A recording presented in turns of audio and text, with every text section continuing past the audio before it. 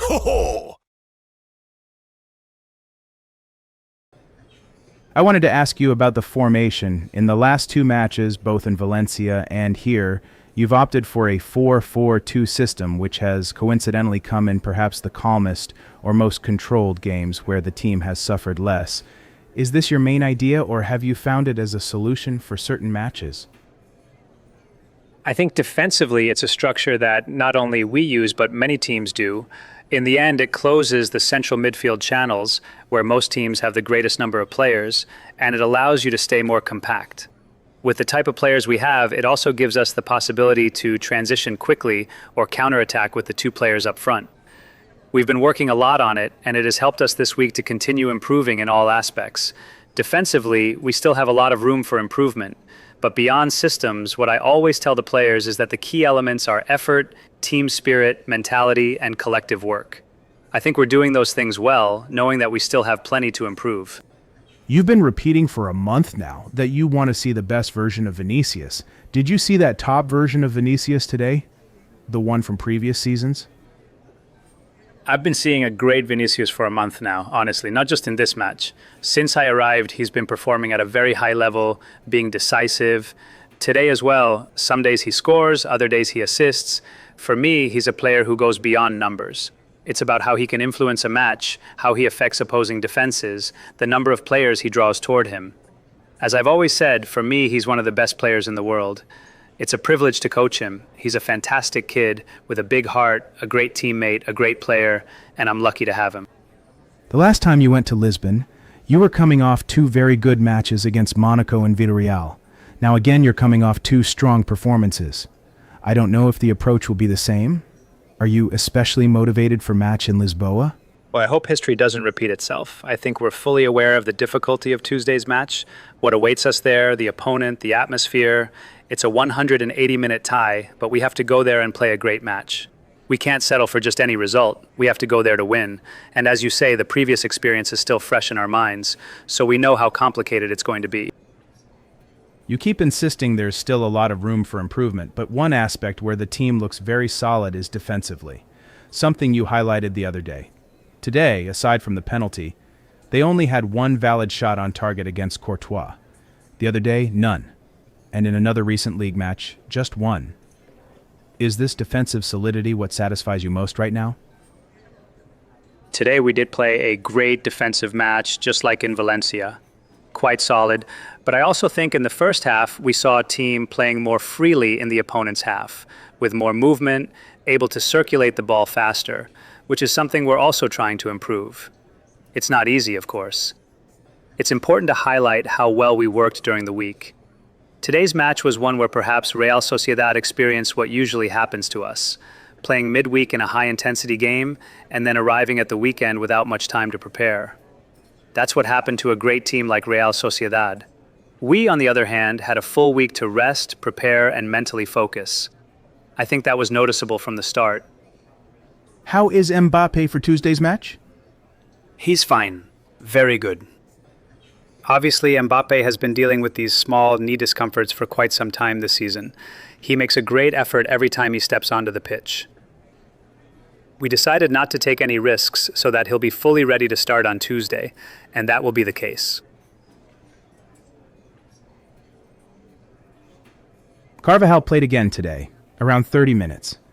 With all due caution, do you think he could soon be available to start matches? Yes, I think the first step was taken today, obviously. Those were 30 very good minutes. I really like the ovation from the stadium. He deserves it. We have many matches ahead, many. Hopefully many more to come. Both Trent and Danny are coming back from periods out, and I don't think either of them is ready to play 90 minutes every 3 days just yet. We're going to need both of them, not just because of this moment, but throughout the whole season. They're very different players who can each give us different things. My goal is to have both of them at 100% and be able to use them interchangeably.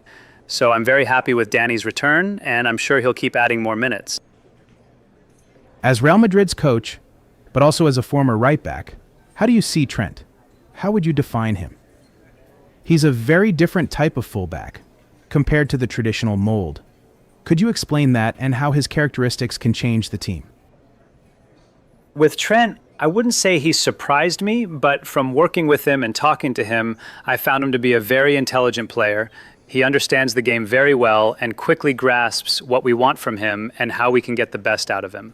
As you say, he's not the typical fullback who always stays wide. He can play a lot inside. Within our system, where we want players to rotate and interchange positions, it's a blessing to have someone like him capable of playing inside or providing width. We were talking before the match about how, with Gonzalo in the box, he could look for crossing situations. And then there's his impact on set pieces. When we win the ball back, his passing ability launches our counterattacks very effectively. He's a great player. I'm not discovering that now. I'm very happy to have him with me. He just needs to keep gaining minutes, building rhythm, and gradually showing his best version. I wanted to ask about Huijsen, who made the mistake leading to the penalty. We saw Rudiger encouraging him right away. We've talked before about seeing his best version again. How did you see him tonight? Good. Obviously, in that action, I think the Real Sociedad player did very well, and that's part of being a defender. You can have 90 excellent minutes, and one single action can change everything. I don't think that was the case today. He reacted very well after that moment and completed a strong 90 minutes. Let's not forget he's only 20 years old. It's his first season at Real Madrid, and what he needs to do is keep performing at this level, keep growing, gaining experience, and adapting to the demands of this club. When you're winning 4-1 and the match becomes more open and stretched with lots of space, it's not easy to defend at Real Madrid. I always say that. But I think Dean should be very happy with today's performance and with what he's shown since arriving. Now it's about continuing to work and improve. Do you think this type of victory, where the match was practically decided by the 60th minute and the players were able to shine, is exactly what you needed ahead of Lisbon and the Champions League match? First of all, I love this kind of victory because I see the Bernabeu enjoying it. That's what the players and I want, for the fans to enjoy our football and enjoy seeing goals at the Bernabeu. And for the players as well, I wish every match were like this. But as I said before, I'm especially pleased with how we prepared the week, how we prepared the match, how all the players worked, and the difficulty of the opponent. Let's not forget this team had been unbeaten for quite some time, with a new coach who had done very well, and strong teams hadn't managed to beat them. So we're very happy, and on Tuesday, another tough battle awaits.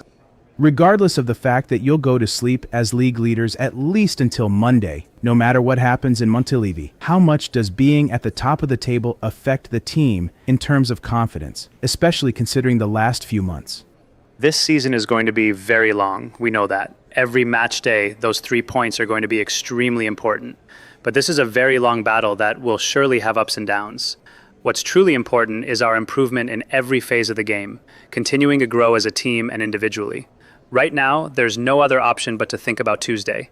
Week after week, we'll approach each match with the objective of winning.